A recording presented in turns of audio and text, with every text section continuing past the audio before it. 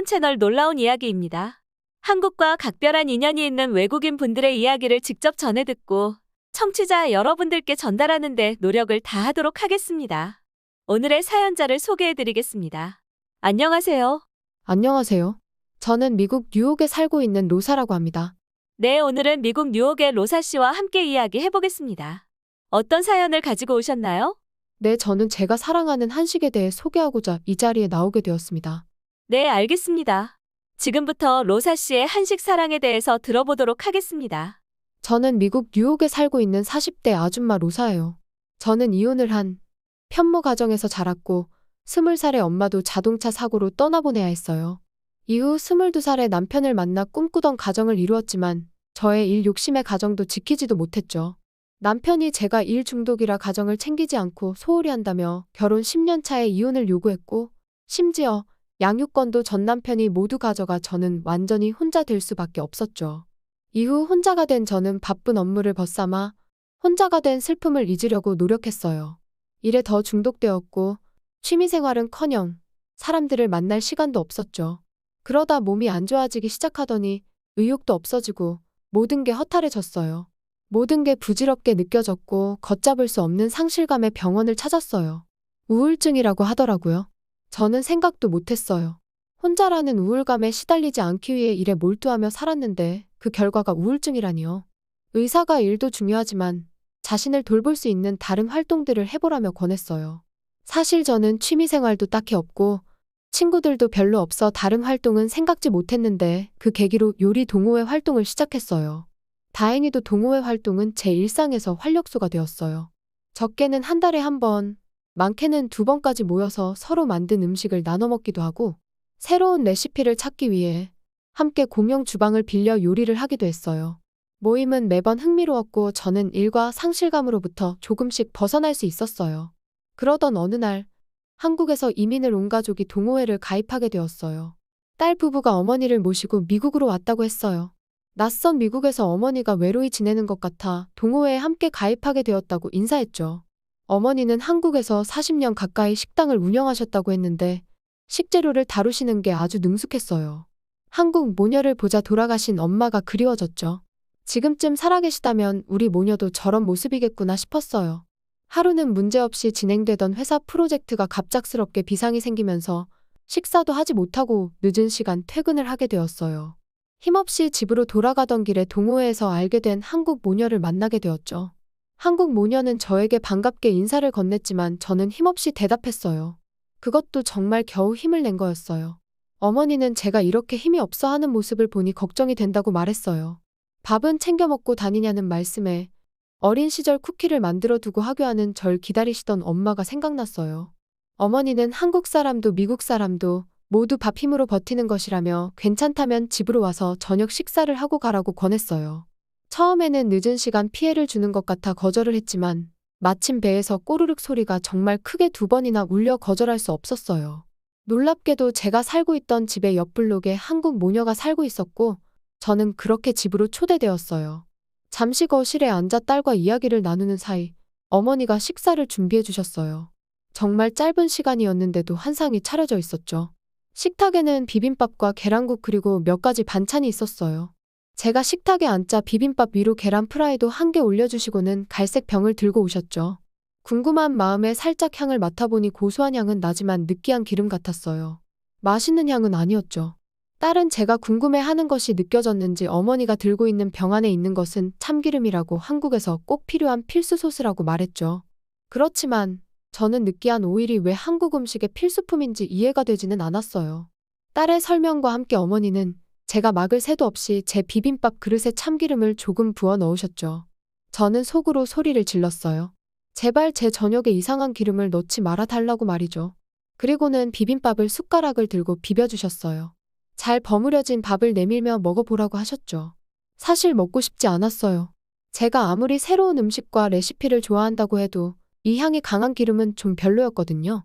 하지만 한국 모녀의 정성과 저를 신경 써주는 마음이 느껴졌기 때문에 어쩔 수 없이 비빔밥을 입에 넣었어요.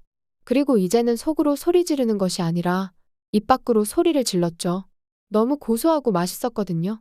느끼한 향에서 고소하고 풍미가 올라오는 음식이 된 거예요. 제가 정신을 차리지 못하고 밥을 먹자 어머니는 옆에 앉아 반찬을 밥 위에 올려주었어요. 5살 어린 아이가 된 기분이었지만 싫지 않았어요. 투정도 부릴 줄 아는 어린 아이로 돌아간 기분이었죠. 어릴 때 돌아가신 어머니가 더욱 보고 싶어졌어요. 마치 엄마 같다며 엄마가 살아계셨다면 이렇게 챙겨줬을 거라고 얘기했더니 어머니는 고생 많았겠다며 이 한국인 엄마가 잘 챙겨줄 테니까 걱정하지 말라며 제가 식사를 할 동안 옆에서 물도 챙겨주시고 국도 따뜻하게 더 담아주셨어요. 그리고 갈 때 챙겨가라며 참기름을 비롯해 각종 나물과 반찬들을 싸주셨어요. 혼자 살수록 더 든든하게 챙겨 먹어야 한다면서요. 너무 감사한 마음과 진심 어린 마음에 저는 숨기지 못하고 눈물을 보일 수밖에 없었어요. 마음이 너무 약해져 있었나 봐요. 그동안 살겠다고 아득바득 살았는데 어머니가 보인 따뜻함에 단단했던 마음이 무너진 거죠. 그리고는 한국 어머니께서 저를 꼭 안아주셨어요. 힘들수록 잘 먹어야 한다며 위로해 주셨죠.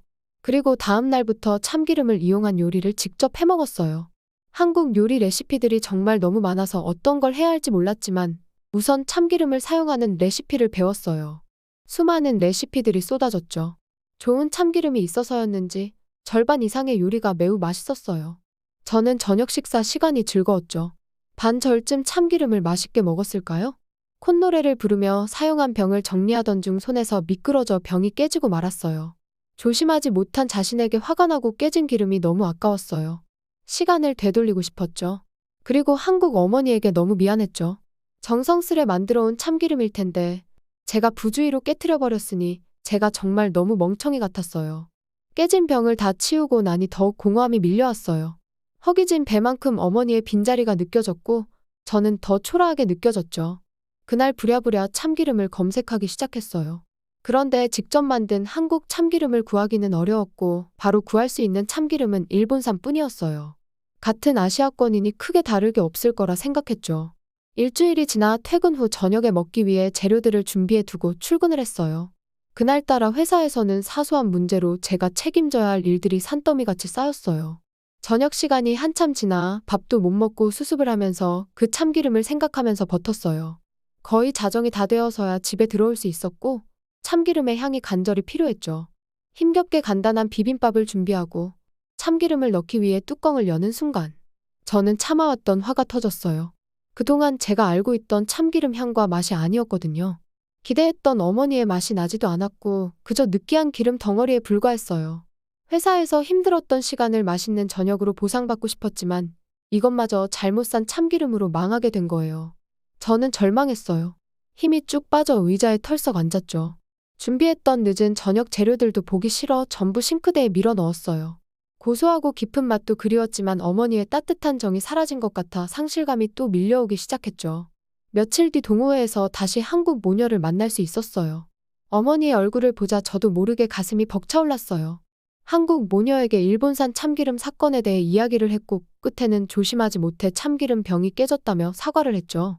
어머니는 제 손을 잡으며 괜찮다고 위로해 주셨어요. 혹시나 병이 깨지며 다치지는 않았는지 묻기까지 하셨어요. 그깟 참기름이 뭐가 대수냐며 우리 딸 몸 안 다친 것만 해도 다행이라며 끝나고 가는 길에 잠시 들려 새 참기름을 한 병 더 들고 가라고 했어요. 저는 몇 번이고 거절했지만 어느덧 제 손에는 다시 참기름 병이 들려 있었죠. 저는 참기름이 물론 맛있고 귀하기도 했지만 어머니의 따뜻한 관심이 무척 감사했어요. 20살의 엄마를 떠나보내고 느껴보지 못했던 엄마의 빈자리를 이제서야 느끼고 있다는 것도 한국 어머니가 저에게 보여주는 진심 때문에 그렇겠죠. 항상 챙겨주고 진심 어린 눈으로 필요한 것을 묻는 한국 어머니께 다시 한번 감사의 말씀을 드립니다. 네, 오늘은 미국 뉴욕의 로사 씨와 함께 이야기해보았는데요. 참기름의 고소한 향이 저도 느껴지는 것 같네요. 한국 어머니와 함께 좋은 인연 계속 이어가기를 바라겠습니다. 지금까지 다양한 사연을 전해드리는 채널 놀라운 이야기였습니다.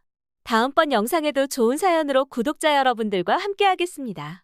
감사합니다.